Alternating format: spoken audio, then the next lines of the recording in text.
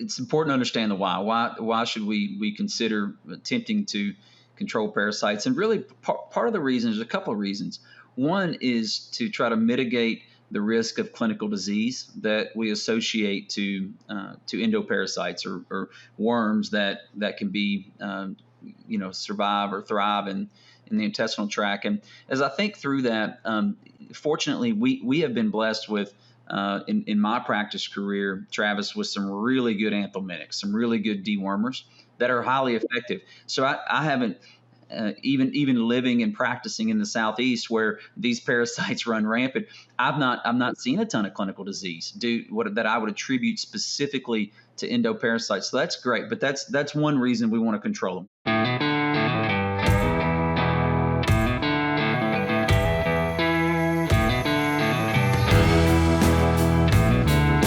Welcome to the Beef Podcast. I'm Travis Mullenix, and today I'm lucky to have Dr. Daniel Cummings back on the podcast. Welcome to the podcast.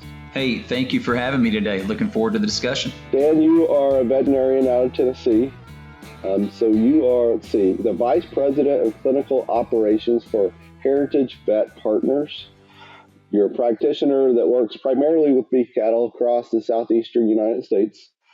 So a lot of different challenges, problems that you get faced with.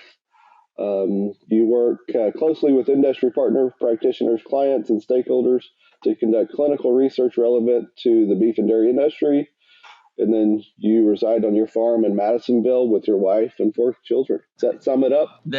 It does, Travis. It's we're blessed with opportunity in a busy world, but it does sum it up. And one of the things that I really enjoy, I was just thinking as you were mentioning that, is the collaboration, the opportunity to meet with colleagues and have really engage and try to better understand some of the challenges that we encounter. An example of that, we did a stocker seminar on all kind of stocker health, stocker medicine. It's the first time we've ever done that. We in conjunction with ABP. And Travis, we had folks from industry, we had folks in academia there, of course, private practitioners, and it's just so rewarding. And just wanted to call that out. I always appreciate the opportunity to interact and learn from colleagues. No, those are great events of getting people talking. And it's the talk. It's not necessarily the event itself. It's getting people talking, right? And so you bring all those people in, and they start talking. It brings up ideas, challenges, problems. It helps with solutions. Certainly expands our perspectives, which is the goal. It's good. Great. So today we're going to talk about parasites and how to deal with them. Different products out there that producers may be using or thinking they're using correctly, and just talk through some of those products and what's available, how to use them correctly to best benefit their operation and the challenges they're dealing with. Give your cattle platinum protection with Virbac's new Bovagen Platinum vaccines. These 4 vaccines deliver quality protection against respiratory and reproductive diseases in the vaccine combinations you need to protect cattle at every life stage. Bovagen Platinum vaccines are comprehensive and safe, have consistent supply made in the United States, and are backed by a 6-month guarantee in the Bovagen Platinum Protection Program. Start your platinum protection at us.virbac.com/platinum protection or contact your Virbac representative. So just to kick us off is, why is controlling endoparasites so important for a beef or dairy operation? It's important to understand the why. Why should we consider attempting to control parasites? And really, part of the reason is a couple of reasons. One is to try to mitigate the risk of clinical disease that we associate to endoparasites or worms that can be survive or thrive in the intestinal tract. And as I think through that, fortunately, we have been blessed with in my practice career, Travis, with some really good anthelmintics, some really good dewormers that are highly effective. So I haven't even living and practicing in the Southeast where these parasites run rampant. I've not seen a ton of clinical disease that I would attribute specifically to endoparasites. So that's great, but that's one reason we want to control them. We for the welfare of the animal, we absolutely need to be cognizant of clinical disease associated with endoparasites. The second kind of purpose here is the subclinical part. So maybe we don't necessarily see some of those clinical signs which might might be, they're ill thrifty, long hair coat is often associated with it, bottle jaw, they'll get some swelling under their jaw due to some protein issues, but we don't see a ton of that. Now, we do see subclinical effects, particularly in young growing animals. They're pretty susceptible to the subclinical. What do I mean when I say subclinical? Things that hit our pocketbook. Particularly, we think about it right now with the market we're experiencing. When we're losing pounds, when we have something that's maybe hurting us from that standpoint, there's an economic aspect to this. That's really where some of the benefit to controlling parasites come in. Hard to measure. Sometimes it's hard to measure. But I'll give you an example. We recently completed a project where we looked at a few different dewormers. It's a great project and several partners in on that. And we routinely and consistently see a bump in average daily gain with animals that have a parasite burden that we clean up. We see that, and that hits our producers' pocketbooks, and it's helpful to make our whole system more efficient, Travis. So when I think about a lot of that is from a nutritional standpoint, as a nutritionist, is you're spending a lot of money that animal is not utilizing for growth, right? Because that parasite is using those nutrients rather than the animal. And you hit on the yearling standpoint is, growth is everything on the yearling standpoint. And your cost of gains are very important. And so if you got parasites or you're not controlling parasites correctly, and you're losing money because of allowing that gain to decrease efficiency, and you're just pouring feed into that parasite. That's exactly right. And we know that parasites compete directly with those nutrients in the intestinal tract. There's a direct competition. Do we want that we want that animal to use that energy? If we got parasites, they're going to. There's the indirect effects too. There's some effects on the immune system. It's interesting. What we've learned is that when an animal is infected with internal parasites, there's actually some hormonal changes, which leads to a decreased appetite. Again, all goes, but we need consumption. We need these animals gaining. And if they don't have the appetite to do so because of parasites or other potential challenges, it certainly can have an impact on our nutrition program. No question. Yeah, and once you clean them out, you're right. You see this compensatory gain growth aspect of, they were lacking for so long. And so you see this increased efficiency, but you don't want to get there unless, you're a situation, you're buying animals, buying yearlings and going ahead and just treating them when they come in. You may see a benefit there. But as a producer, if they're your old animals, you don't want to rely on, if they got parasites and getting a compensatory gain because it's more efficient. Because you've already lost before that time point. You've lost. Yep. Well said. Totally agree. So what kind of options do producers have in terms of application types, et cetera, that's on the market? I always encourage producers that I get a chance to interact with, and of course my clients as well, have some conversation with their veterinarians around the potential options. They're pretty much available across the U.S. network, and thankful for that.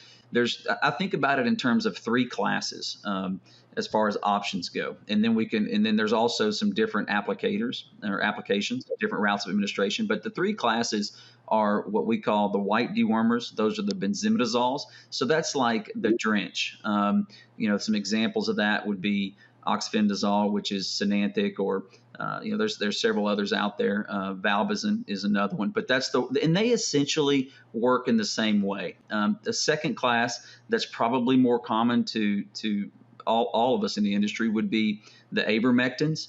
And those, we got a hold of that class in the early 1980s. Total game changer. Kind of the pioneer in that class, if you will, is Ivomec or ivermectin. And there's others now. There's Doromectin, Prenamectin, Moxidectin. So we've kind of got some evolution of that class. But again, the key point is they essentially work the same way.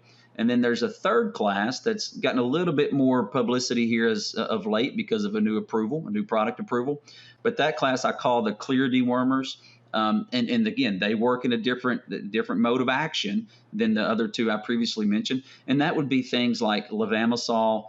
The old product was Tramasol. Today we have it in combination. It's called Valcor. It's a combination injectable of Doromectin and levamisole, and is that combination. So there's a couple of ways to look at that. The other key point to make here is that even though there may be a different route of administration. What I mean by that, some of these products come as a pour-on, so it's very convenient. I mean, super easy, right? Just pour it right down the back, starting at the withers, going all the way back. So we have pour-ons.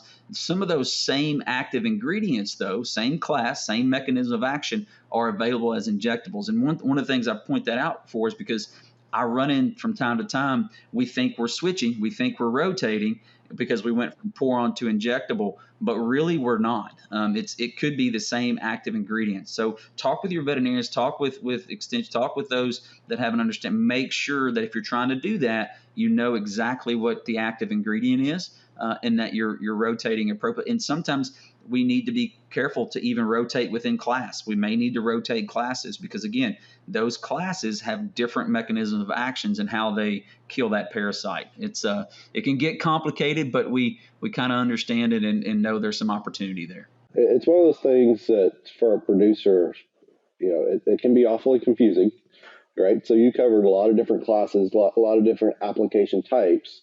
And so for a producer, they just want to go buy something off the shelf.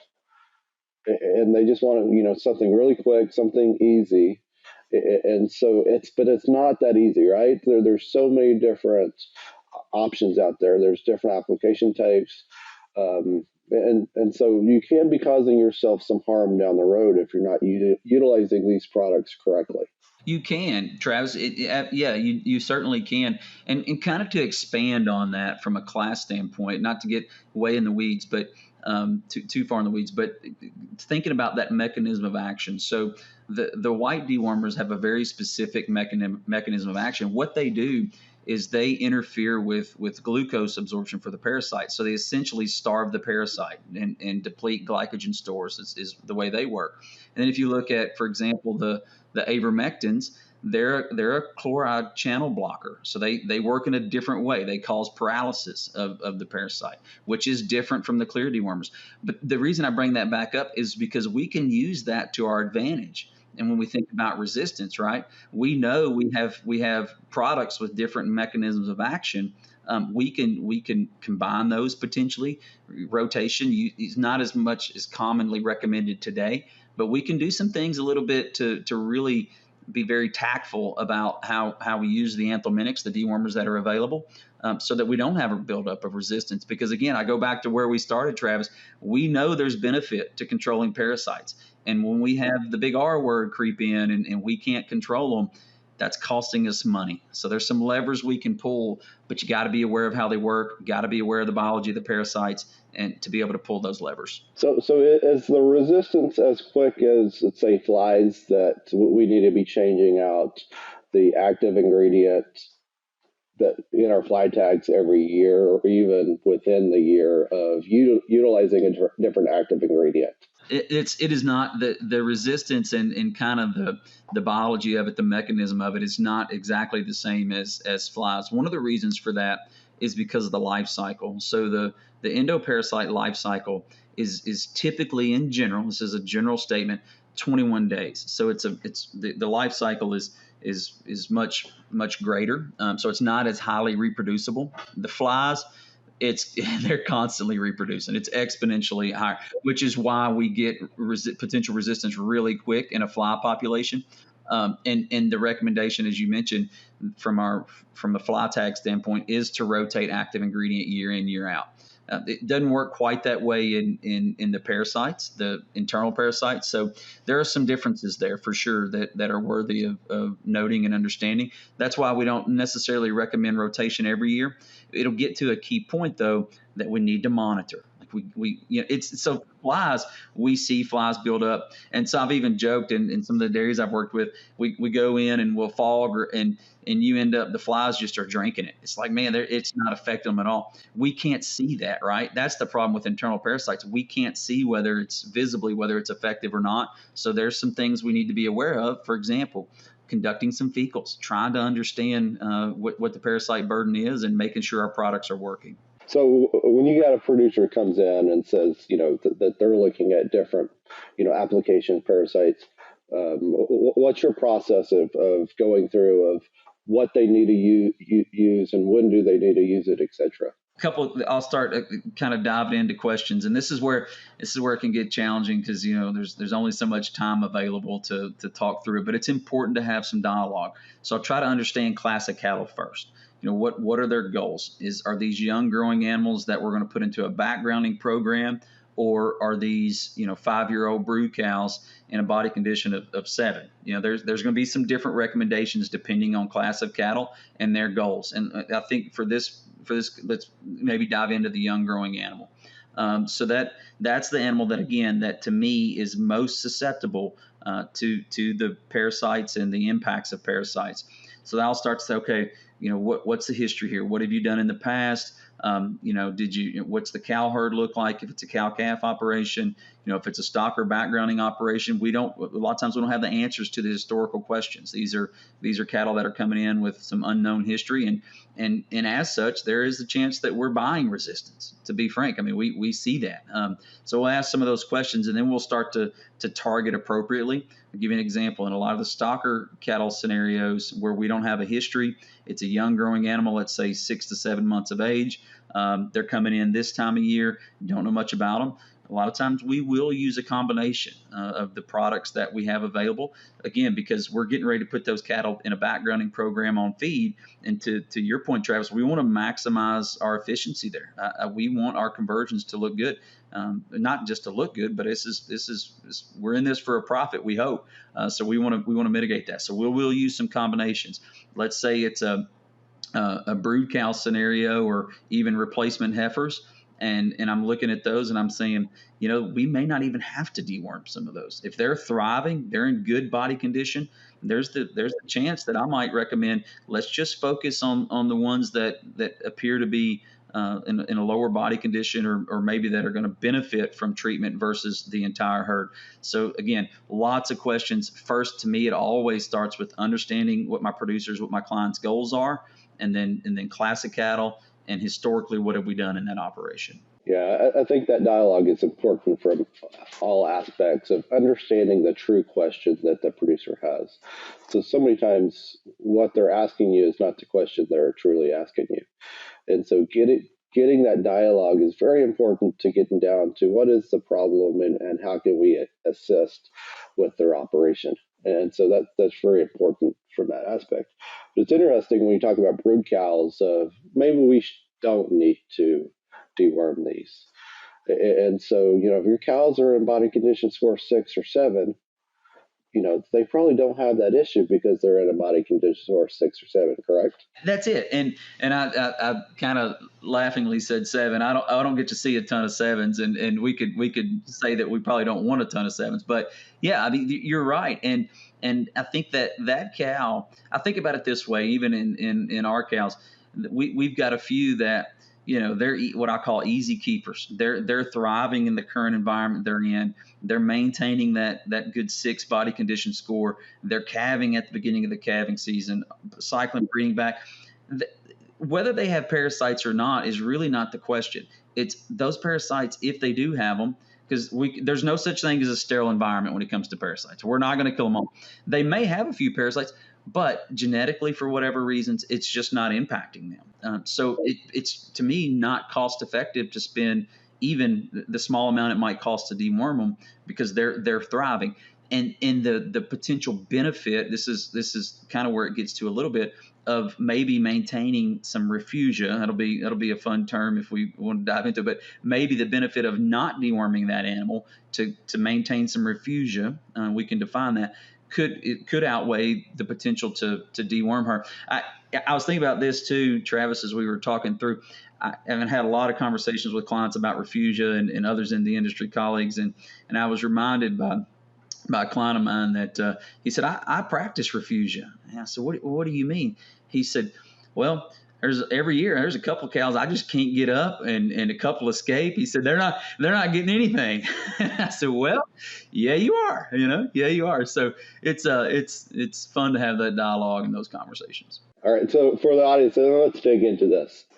So let's define refugia and why is that important of allowing that to happen within your cow herd? I want to kind of go back to where we started, Travis. Again, is that we've been blessed and have the benefit of great animal health technologies in this space, and it's so thankful to the all the folks that provide those to us, and then pairing that with what we know are benefits of controlling parasites. We've discussed that, improved performance, all that sort of stuff.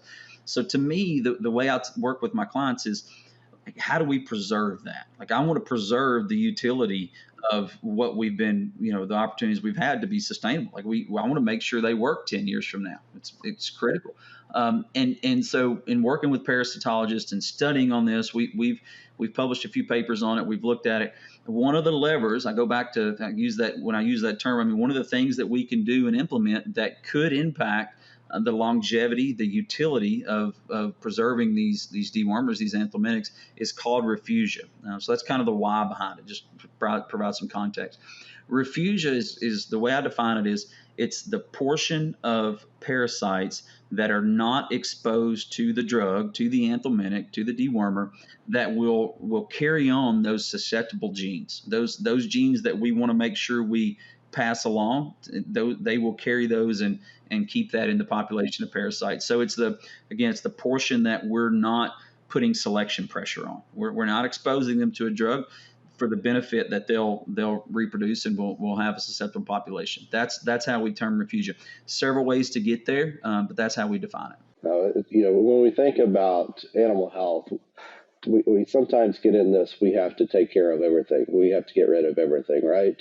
It has to be sterile environment. It has to be, and that's not the case. That's exactly right. Sterile environment, when we think about parasites, is it's just not achievable. Now, dead worms don't reproduce, so we do want to make sure we're trying. But the reason I say sterile environment's not achievable is because when we talk about parasites, we kind of get tunnel vision. I know I do, at least, that it's only in the cow, right? Like which is not true. As a matter of fact, if we look at the total population of parasites in a system, only about 10% of those are in the cow themselves as different stages. Whether it's the adult stage or whatnot, just a very small percentage. 90% are in the environment on our pastures. That's where the majority of them are, and they're in a different stage of the life cycle, like what we call an infective L3. That's the third stage larvae that the animal will eat. That's infective. Those are in the environment, which is why, again, we can't. There's no way, but from a biological standpoint, we can't sterilize the environment. But we can use that. We can actually use that as another management tool to control parasites. And where I'm going there is whether it's rotational grazing or making sure we're not grazing at a very low forage height, which from a nutrition standpoint, all the reasons we don't want to do that for regrowth, et cetera. And the point on that is, about 75% of those, what I just termed L3 or infective larvae, the ones that the host will eat and become infected, are in the bottom 3 to 4 inches of the forage. And I would bet you would say, well, we really don't want to graze our forage that low anyway because it's so damaging. So there's some things there that we can consider that really are really beneficial, not just to mitigate the risk of parasites, but are beneficial to our pasture environment, all of the above. Yeah, pasture or just grazing management plays a big role in controlling parasites. And so many producers don't understand that component, that it's such a systems effect. We're not just throwing drugs at everything. It's how we're grazing, how we're managing those cows plays a big role in that parasite load. Amen. Yeah, totally, Travis. We're 100% aligned there, and to the point that what I've learned in the last decade, particularly, is that if I tell my clients, we need a forage expert on our team. Like it's not me. I know my limitations. It's not me, but we need a forage expert on our team, and oftentimes that's through extension, whatever. But we need a forage expert on our team to help us understand all these different systems dynamics. No, I think you hit the nail on the head with saying extension is that, those are two critical parts of beef production is utilizing extension within your vet services and vice versa. And so, you guys are on the front line of seeing a lot of things that really help extension, and extension is there to help you guys with those components that you're not experts at as well. Absolutely. I'm fortunate that in my county, our extension agent is a tremendous resource. We work together hand in hand, and I get the privilege of doing his cow-calf work as well. But it's really good when a producer has access to resources and there's shared vision within those resources. I mean, that's the secret sauce. It is, yep, and that's very important for the sustainability of our producers is working across those different platforms of vets to their extension services, etc. Yes, sir. A lot of great, insightful information about parasites and controlling parasites. I know that's something a lot of producers can work on. There's a lot of misunderstandings out there of how do you control these. A lot of guys are using the same drugs they've always used before, and so we're not even utilizing correctly of what they should and when they should be utilizing things. And so it's great to get information out of how do you control parasites and how do you sometimes not worry about controlling parasites, because that's a great discussion point as well of we don't always have to control these. That's right, and it's very intentional. It's got to fit with the system's goals, and it's a long term. It's sometimes I think about it this way: is this a short term patch the hole, or is this a long term fix? And it's a long term approach. Yeah, but saying intentional is very correctly. Is we're not allowing this to happen without being very intentional and strategic about allowing it to happen. We're not bad stewards by allowing that to happen. We're being good stewards to allow it to happen if we're very intentional about allowing it. That's correct. Yeah. It's time for our famous three. Feed formulation software is stuck in the past. Most tools haven't evolved beyond basic least cost optimization. A Diet Forge changes that.